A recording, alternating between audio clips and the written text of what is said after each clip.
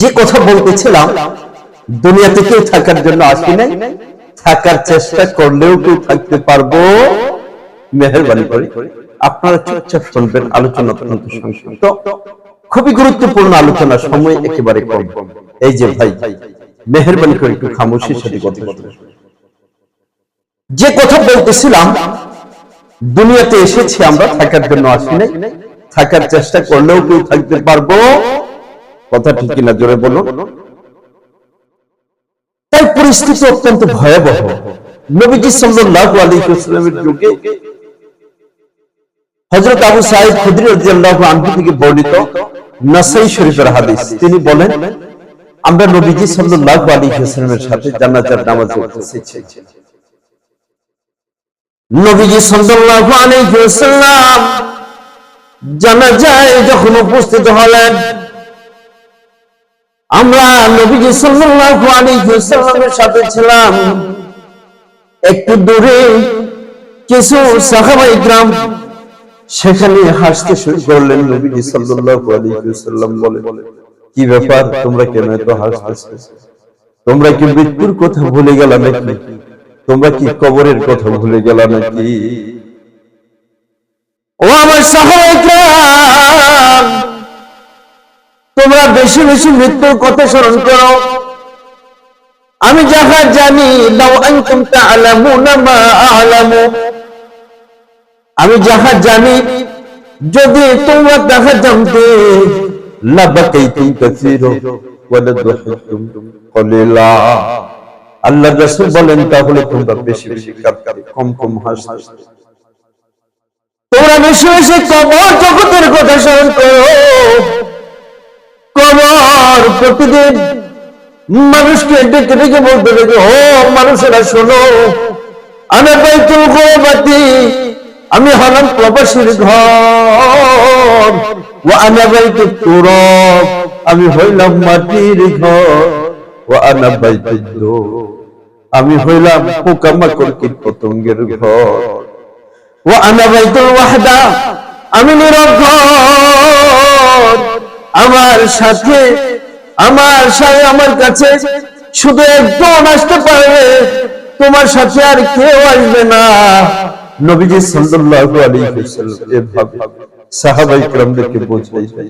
ও আমার মুসলমান ভাইয়েরা, বাবা মায়েরা, চিন্তা ভাবনা করে দেখো, কি জন্য আসলাম, কি নিয়ে যাচ্ছি, কোথায় যাব, কেন আসলাম? একটু চিন্তা ভাবনা করার দরকার আছে কিনা বলুন দেখি। কোথায় আসলাম, কেন আসলাম, কি জন্য আসলাম, একটু চিন্তা করার দরকার আছে। এই চিন্তা করি, যদি এই চিন্তা করতাম তাহলে বেপরোয়া ভাবে জীবন পরিচালনা করতাম না।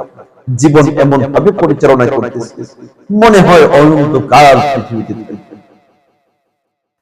মহান রব্বুল আলামিন কুরআনুল কারীমে সূরাতুত তাহা 55 নম্বর আয়াতে কারিমায় ঘোষণা করেন, মিনহা খলাকনাকুম ওয়া ফিহা নুঈদুকুম ওয়া মিনহা নুখরিজুকুম তারাতান উখরা। সকলেই পড়ুন, মিনহা খলাকনাকুম ওয়া ফিহা নুঈদুকুম ওয়া মিনহা নুখরিজুকুম তারাতান উখরা। আল্লাহ রাব্বুল আলামিন বলে, আমি তোমাদেরকে মাটি থেকে সৃষ্টি করেছি, আমি তোমাদের মাটির সাথে আবার মিশাইছি, আমি আবার তোমাদেরকে মাটি থেকেই জীবন দান করব, পুনরায় মাটি থেকে তোমাদেরকে উঠাবো।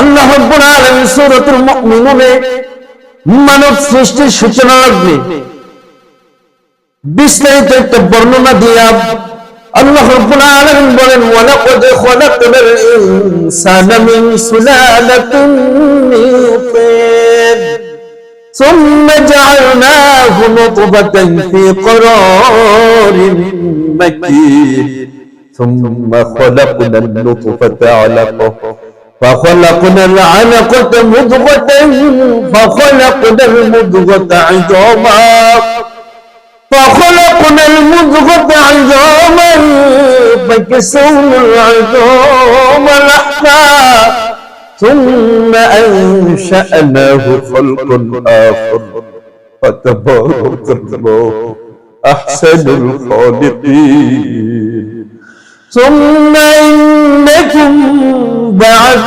ذلك لميتون ثم إنكم يوم القيامة تبعثون আল্লাহ রাব্বুল আলামিন মানব সৃষ্টির বর্ণনা দিয়া মানুষ তৈরি করে ফেললেন। এবার বলতেছেন সুম্মা ইন্নাকুম বা'দা যালিকা লামাইতুন, তোমাদেরকে আমি সৃষ্টি করলাম, জীবন দান করলাম, এরপরে আবার তোমরা মৃত্যুর কোলে ঢলে পড়বা। সুম্মা ইন্নাকুম বা'দা যালিকা লামাইতুন সুম্মা ইন্নাকুম ইয়াওমাল কিয়ামাতি তুবআসুন, আবার তোমরা পুনরুত্থিত হবা, তোমাদেরকে মহান রব্বুল আলামিন কিয়ামতের ময়দানে উঠাইবেন। ও আমার ভাইয়েরা বাবারা, চিন্তা ভাবনা তো করলাম না, দুনিয়া দুনিয়া নিয়ে পড়ে আছি। ওই দেখা যায় কবরস্থান, ওই আমাদের ঘর, ওইখানে থাকতে হবে সারা জীবন ভর। ওই দেখা যায় কবরস্থান, ওই আমাদের ঘর, ওইখানে থাকতে হবে সারা জীবন ভর। ও কবর তুই চাস টাকা পয়সা নেস কি, শুধু ঘুষ খাস? কবর বলে না না না, টাকা পয়সা চাই না, ঘুষ আমি খাই না, মুমিন বান্দা চাই একজন যদি পাই, মাটির ঘর তো কবর আমি জান্নাত হইয়া যাই। মাটির ঘর তো কবর আমি জান্নাত হয়ে যাই। নবী সাল্লাল্লাহু আলাইহি ওয়াসাল্লাম হাদিসে পাকে ঘোষণা করেন, ইয়াতবাউল মাইয়িতা সালাসাতুন, মৃত ব্যক্তিকে তিনজন অনুসরণ করেন। فيرجع اثنان ويبقى معه احد, আল্লাহ রাসূল বলেন মৃত ব্যক্তির সাথে তিনজন অনুসরণ করে যায়, দুইজন ফিরে আসে, একজন বাকি থাকে। নবী সাল্লাল্লাহু আলাইহি ওয়াসাল্লাম বলেন ফায়ারজিউ আহলুহু ওয়া মালুহু, ওই ব্যক্তিকে ছেড়ে তার সন্তান এবং সম্পদ চলে আসে। আর তার সাথে তার আমল থাকে। বুখারী শরীফের হাদিস।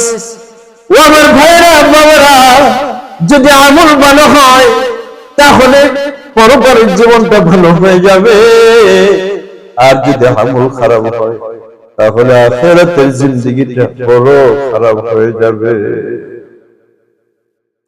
একটু চিন্তা ভাবনা করি না, বেপরোয়া ভাবে জীবন পরিচালনা করি, যেখান থেকে পাই, যাহা পাই, যেভাবে পাই, সব পকেটের মধ্যে ঢুকাই রাখি। জোরে বলুন কথা ঠিক কিনা? নবীজি সাল্লাল্লাহু আলাইহি ওয়াসাল্লাম হাদিসে পাকে ঘোষণা করেন,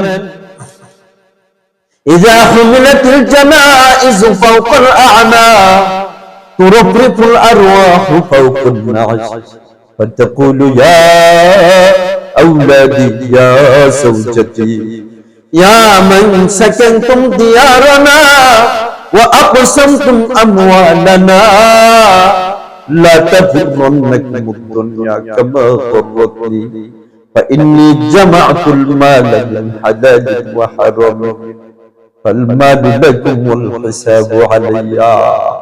আল্লাহ রাসূল বলেন, মানুষের দেহটা যখন খাটিয়ে বহন করে কবরস্থানের দিকে যাইতে থাকে, তখন তার দেহটা অদৃশ্য অবস্থায় তার উপরে উঠতে থাকে, উড়ে আর বলতে থাকে, ইয়া আওলাদি ইয়া মান সাকানতুম দিয়ারানা ওয়া আকসামতুম আমওয়ালানা, ও আমার সন্তানেরা, ও আমার স্ত্রী, হে আমার ওই সমস্ত ব্যক্তি যারা আমার রেখে যাওয়া ঘরে বসবাস করছো, যারা আমার রেখে যাওয়া সম্পদ বন্টন করে নিচ্ছ, লা তাগুররুন্নাকুম দুনিয়া, তোমরা কিন্তু দুনিয়ার ধোঁকায় করিও না, কামা গররতুম, আমি যেভাবে ধোঁকায় করেছি, ফাল বারুলাকুম ওয়াল হিসাবু আলাইয়া, আজ অর্থ সম্পদ সবকিছু তোমাদের জন্য রেখে গেলাম, কিন্তু হিসাব পরিপূর্ণভাবে আমারই দিতে হবে। ও আমার ভাইরা, হিসাব পরিপূর্ণভাবে আমারই দিতে হবে। বড় আফসোস আর পরিতাপ। এই জন্য দুনিয়া থেকে যাওয়ার আগে একটু চিন্তা ভাবনা করুন, বেপরোয়া ভাবে জীবন পরিচালনা করছি, কিভাবে জীবন পরিচালনা করছি, একটু চিন্তা ভাবনা করে দেখলাম না।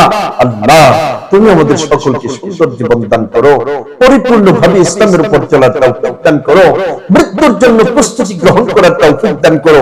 হযরত আব্দুল্লাহ ইবনে ওমর রাদিয়াল্লাহু আনহু থেকে বর্ণিত, তিনি বলেন, كنت مع رسول الله صلى الله عليه وسلم فجاءه رجل من الأنصار فقال يا رسول الله أي المؤمنون أفضل؟ قال رسول الله صلى الله عليه وسلم أحسنهم خلقا. ثم قال يا رسول الله أي المؤمنين أكيس؟